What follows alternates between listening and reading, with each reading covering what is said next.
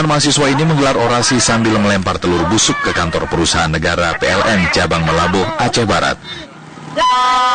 Aksi ini nyaris ricuh karena dihadang oleh petugas PLN yang berjaga di kantor tersebut. Aksi lempar telur busuk ini karena kesal dengan ulah PLN yang sudah memadamkan listrik dalam 1 pekan terakhir.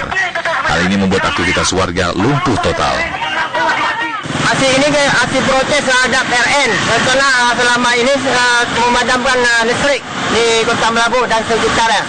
Lama sudah padam? Sudah seminggu lebih. Padam sudah? Ya, Pak. Jadi untuk tidak rencana ke depan persiapan apa? Besok kami akan membawa massa yang lebih banyak jika mati lampu selanjutnya. Bukan memberi manfaat. Meski telah diprotes mahasiswa, pemadaman listrik di wilayah Melabuh, Aceh Barat tetap dilakukan oleh PLN tanpa memberi alasan yang jelas kepada warga.